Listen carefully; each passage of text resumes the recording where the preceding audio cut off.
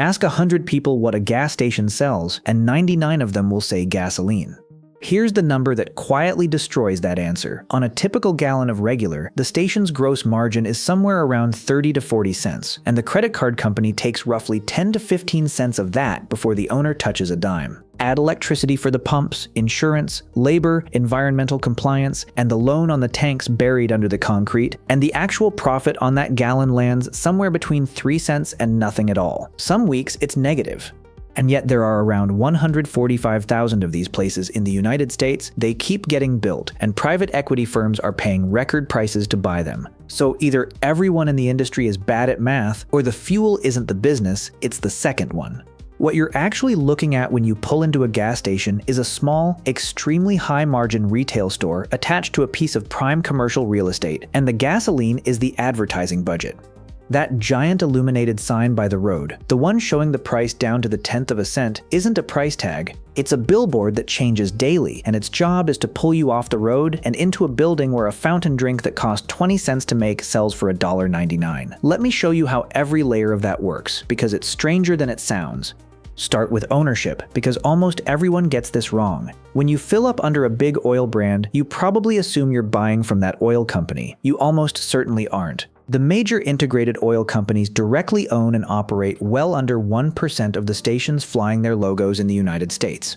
Over the last 2 decades, they systematically sold off retail sites because refining and drilling deliver far bigger returns per dollar invested than selling coffee at a highway exit. What's left is a licensing relationship. An independent operator, sometimes a family with 1 store, sometimes a company with 400, signs a branding and supply agreement.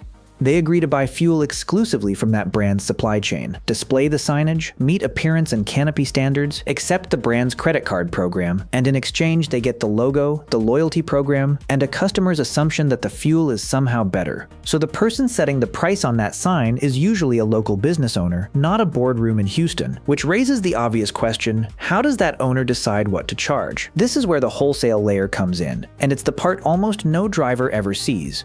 Fuel moves from refinery to pipeline to a regional storage hub called a terminal, and at that terminal there's a posted wholesale price called the rack price. It's updated daily, sometimes multiple times a day, and it moves with commodity markets. A distributor, the industry calls them jobbers, buys at the rack, hauls it in a tanker holding roughly 8,500 gallons, and delivers it to stations.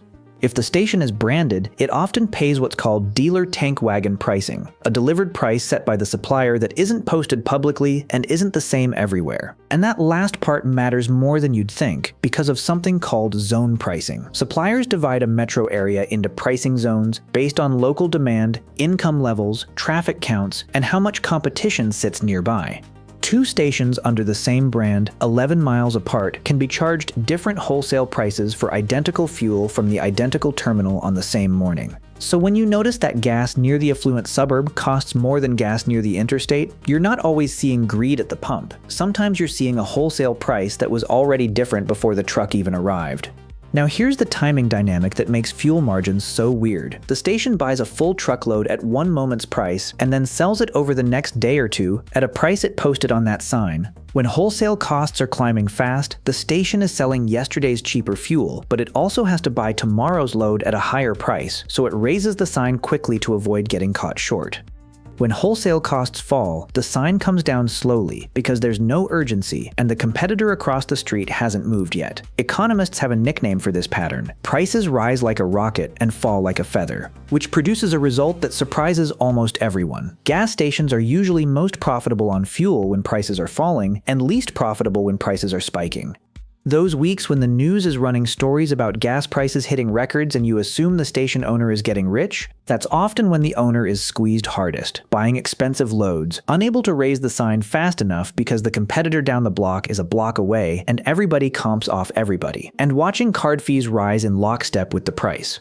That brings us to the single most underrated line item in this entire industry, credit card interchange. Card processing on fuel typically runs somewhere in the neighborhood of 2 to 2.5% plus a small fixed fee per swipe. That percentage is charged on the total sale, including the federal and state fuel taxes the station collects and immediately hands over to the government.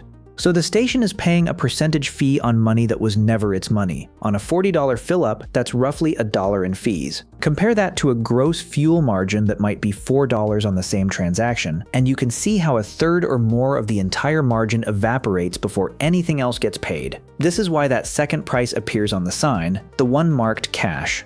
It's not generosity, and it's not a promotion, it's the station handing you a slice of the fee it avoids when you don't swipe. It's also why the biggest fuel retailers in the country have spent years and enormous legal budgets fighting over interchange rates, and why so many chains now push you toward paying inside their own app linked directly to your bank account.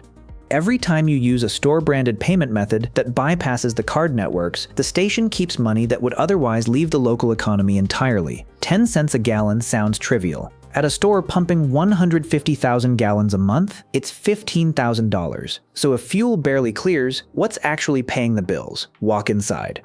Roughly 1 in 3 fuel customers goes into the store, and the industry obsesses over that conversion number the way a restaurant obsesses over table turns, because that's where the real economics live. The store might account for a third of total revenue and 2/3 or more of total gross profit. Same building, same customer, completely different business. And the margins inside are nothing like the margins at the pump. A fountain soda, syrup, carbonation, ice, and a cup might cost 25 to 35 cents all in, and it sells for around $2. Brewed coffee is similar. Pennies of grounds, a cup, a lid, and a price approaching $3. Packaged snacks and candy typically run somewhere in the 40 to 50% gross margin range. Bottled water is one of the most profitable items in the entire store per square foot of cooler space. Meanwhile, the item that generates the most sales dollars inside a typical store, cigarettes and other tobacco, carries one of the thinnest margins in the place, often in the low double digits, because the manufacturers and the tax authorities take most of it. Tobacco isn't there to be profitable. It's there because it's habitual, and habits are traffic. That distinction, profit items versus traffic items, explains almost everything about the layout of that store. And it explains lottery. Lottery tickets look like they should be a gold mine, sitting right at the counter with their own dedicated machine. In reality, a retailer's commission on lottery sales is usually around 5 to 6%, sometimes with a small bonus for selling or cashing a winning ticket. That's thin. But it's also risk-free, requires no inventory investment, no spoilage, and no shelf space beyond a counter terminal, and it produces something more valuable than margin: repeat visits from the same person on the same day of the week who buys coffee, a hot dog, and a bottle of iced tea on the way out. The ticket isn't the product, the trip is the product. And for anyone who plays, it's worth remembering the obvious. The commission structure exists because the system is designed to keep far more than it pays back. Same logic with the ATM in the corner. Surcharge revenue on a well-placed machine is real money, but the deeper reason it's there is that cash withdrawn inside a store has a strong tendency to get spent inside that store, and cash purchases skip interchange entirely. Then there's the category that's quietly reshaping the whole industry: food, prepared food, pizza, fried chicken, breakfast sandwiches, taquitos rotating under a heat lamp, made-to-order subs can carry gross margins north of 50% and in some cases well above that. It's the fastest growing profit engine in fuel retail, and it's why the newest stations look less like a gas station with a snack aisle and more like a fast food restaurant that happens to sell fuel outside. Some of the highest performing chains in the country now generate more gross profit from food and beverage than from gasoline, and they build enormous stores, 5,000, 6,000 square feet, sometimes far more, because every extra minute you spend inside is worth more than every gallon you pump outside. That's the surface. Underneath it is a revenue stream most customers have never heard of. Suppliers pay to be in that store. Beverage companies bid for exclusive pour rights on the fountain and for cooler door placement. Snack manufacturers pay trade allowances and promotional funds for end cap displays and for that stack of chips by the register. Tobacco companies have historically paid substantial sums for counter placement and category management. Energy drink brands fight over eye-level shelf space with real money attached. For a large chain, these supplier payments aren't a rounding error. They can amount to a meaningful share of total inside gross profit, and they arrive as checks rather than as margin on things sold. A store can literally earn money on a product line before a single unit is purchased by a customer, and that pairs with the discount programs you've probably used without thinking. When your grocery loyalty card gives you 30 cents a gallon off, the fuel retailer usually isn't eating that. There's a commercial arrangement behind it, where the grocer pays for the discount as a marketing expense to make you shop there instead of the store across the parking lot. You experience it as free money at the pump. It's actually a customer acquisition cost being transferred between two companies, with your fill-up as the receipt. Then there's the wettest, most profitable add-on of all, the car wash. A tunnel or in-bay wash attached to a station runs on water, electricity, chemicals, and very little labor. Once the equipment is paid off, the incremental cost of running one more car through is small, and the margins are among the best of anything on the property. It also occupies land the station already owns, uses a customer who's already there, and requires no additional traffic generation. That's why so many new builds include one, and why so many old stations retrofit them. But even all of that isn't the deepest layer. The deepest layer is dirt. Look at where gas stations sit. Hard corners at signalized intersections, highway off-ramps, entrances to shopping centers. That is some of the most valuable retail real estate in any given town, and it's not an accident. Fuel retail is one of the few uses that can justify paying for that corner because it needs visibility and easy in and out access.